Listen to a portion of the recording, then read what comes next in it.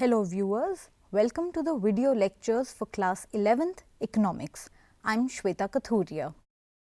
Class 11th Economics syllabus comprises of Part A, Statistics for Economics, which carries a weightage of 40 marks, Part B, Indian Economic Development, which again carries a weightage of 40 marks, Open Textbook Assessment, which carries a weightage of 10 marks, and Project Work again for 10 marks. Today, we will be beginning with Indian Economic Development. Within that, we will start with the very first chapter, which is Indian Economy on the Eve of Independence. In this chapter, we will be discussing about the state of the Indian economy during the British rule and immediately after independence.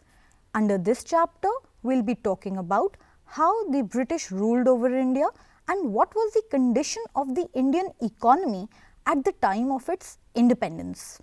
Now, we all know that the British ruled over India for about 200 years and excessively exploited the Indian resources for their own interest and turned a prosperous nation into a backward, dependent and disintegrated economy.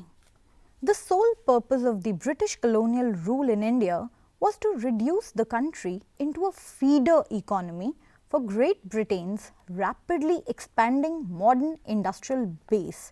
Now, we all know that at this point of time when Britain was ruling over India, there was industrial revolution that was going on in Britain, and for those modern industries that were expanding in Britain, Britain needed raw material, and that raw material was being supplied from India. In this chapter, we will talk about the major dimensions of the Indian economy on the eve of its independence. Under this, we talk about low level of economic development, the state of agricultural sector, Indian industries and foreign trade on the eve of independence. Also, we will be discussing about the state of infrastructure, occupational structure and the demographic condition of the Indian economy at that point of time. Let us talk about how and why there was low level of economic development in India immediately after independence. The economic policies pursued by the colonial government in India were concerned more with the protection and promotion of the economic interest of their home country than with the development of Indian economy. Such policies brought about a fundamental change in the structure of the Indian economy, transforming the country into a net supplier of raw materials and a consumer of finished industrial products from Britain. During the first half of the 20th century, the aggregate real output was estimated to be around less than 2% and per capita output was estimated to be around only 0.5%. Now, let us talk about the state of three economic sectors, which is agriculture, industry and foreign trade. The state of agricultural sector. Indian agriculture showed a great sign of backwardness and stagnation on the eve of independence, which can be explained with the help of following points. The first one being low agricultural production. Despite being the occupation of a large section of population, that is around 85% of the Indian population was dependent on agriculture. Despite this fact, this sector continued to experience stagnation. Now, this meant that the agricultural production was quite low to meet the needs of the population, which was dependent on the agricultural sector as its occupation. At the time of independence, India's agricultural production was estimated to be around 50.8 lakh tons, which was quite low to meet the country's requirements. Secondly, we say that the agricultural sector was primitive in nature. Now, we all know primitive means backward in nature. At the time of independence, the agricultural productivity was quite low because of the lack of modern agricultural equipments, inputs, poor irrigation facilities, lack of high yielding varieties of seeds, lack of pesticides, etc. Commercialization of agriculture. The British rule initiated commercialization of agriculture, whereby the farmers were forced to grow cash crops instead of food crops. These cash crops were either used for sale in the market or were being used by the British industries back home. Of course, these cash crops were being used by the British industries in the form of a raw material, right? Let's talk about land settlement system. One of the major cause of the stagnation of agricultural sector was the introduction of land settlement system by the British. Under this system, there existed an intermediary class, that is the zamindars, that existed between the British government and the peasants or the actual tillers. This zamindari class had been appointed by the British to collect revenue from the peasants regardless of their economic conditions, which led to immense misery and social tension among the farmers. Huge growth in agricultural indebtedness. Now, due to low productivity in the agricultural sector and implementation of the land settlement system or the zamindari class, peasants were under debt, which added to their miseries. Debt was created because of the fact that the peasants had to pay taxes to the zamindars irrespective of the fact whether there was good rainfall, good production or not. Now, let's talk about the state of Indian industries on the eve of independence. India could not develop a sound industrial base under the colonial rule. Britishers systematically destroyed Indian handicraft industry and no modern industrial base was allowed to come up. The growth rate of the agricultural sector and its contribution towards GDP was very small, estimated to be around only 10%. Remember, we are talking about the growth rate of the agricultural sector and its contribution towards GDP. Contribution towards GDP means how much this industrial sector was contributing towards the income generation in the Indian economy. And see, it was only around 10%, which means that the production and the growth of the industrial sector was quite low. The state of Indian industries can be explained with the help of the following points. First, deindustrialization of the Indian economy. Deindustrialization means no industrialization of the Indian economy. The colonial government deindustrialized the Indian economy. The primitive motive behind this was twofold.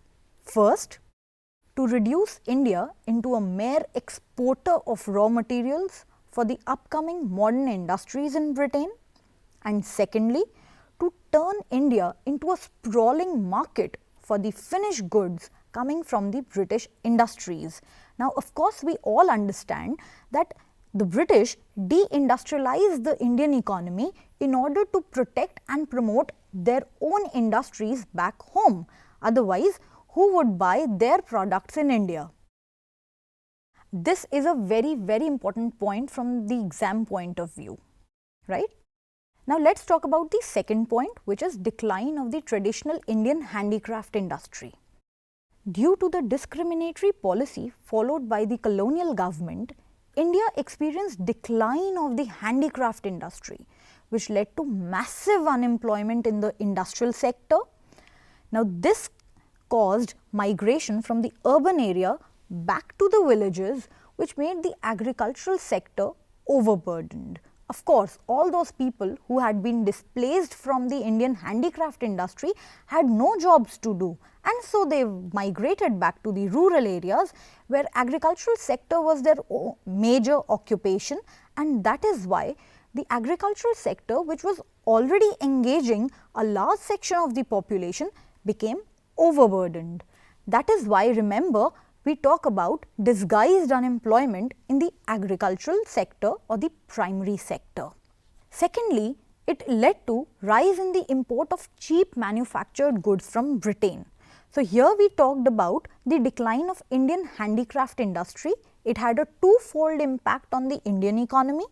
One, because of the decline of Indian handicraft industry, there was migration from the urban to the rural areas, making the agricultural sector overburdened, and secondly, it led to rise of the import of cheap manufactured goods from Britain. Of course, the machine-made goods that were coming from Britain were cheaper in comparison to the handmade goods in India.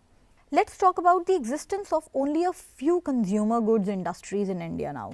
During the second half of the 19th century, modern industries began to take root in India, but it was confined only to the setting up of cotton and jute textile mills. After the Second World War, few industries came up like sugar and paper industry. Lack of capital goods industries. Now here we need to understand the meaning of capital goods industries. I hope we all know that capital goods are those goods which help in the further process of industrialization. That means capital goods are those goods which help in the further process of production. Now, since there were hardly any capital goods industries in India to promote the industrialization, the country had to depend on other nations for the requirements of capital goods. Limited operation of the public sector. Another significant drawback of the new industrial sector was the very limited area of operation of the public sector. Now, public sector means the government sector where the ownership and control is in the hands of the government. Now, remember, at this point of time, we had the British government and not the independent India, right? So, this sector remained confined only to railways, power generation and communication, which were of interest to the British. So, till now we have discussed about low level of economic development, the state of agricultural sector and the state of Indian industries on the eve of independence. We discussed that under the colonial dispensation, the economic policies of the government were concerned more with the protection and promotion of the British interest than with the need to develop the economic condition of India and its people. We also discussed that the agricultural sector continued to experience stagnation and deterioration despite the fact that the largest sector of the Indian population depended on it for sustenance. Then we discussed that the rule of the British government led to the collapse of the India's world famous handicraft industries without contributing in any significant manner to its replacement by a modern industrial base. I hope now you would be able to answer the following questions. Question 1. What was the focus of the economic policies pursued by the colonial government in India? What were the impacts of these policies? Remember, we talked about twofold motive and the feeder economy, how India was converted into a feeder economy. Question 2. What were the main causes of agricultural stagnation in India during the colonial period? Question number 3.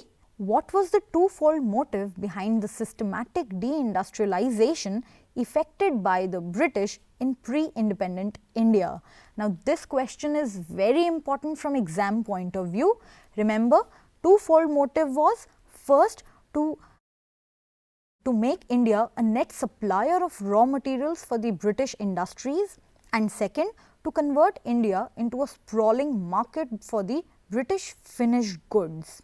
Question number 4. Name some modern industries which were in operation in our country at the time of independence. So, in today's lecture, we've talked about the low level of economic development, the state of agricultural sector and the state of Indian industries on the eve of independence. In our next lecture, we'll be talking about the state of foreign trade, infrastructure, occupational structure and the demographic condition of the Indian economy at the time of independence. Thank you. See you again.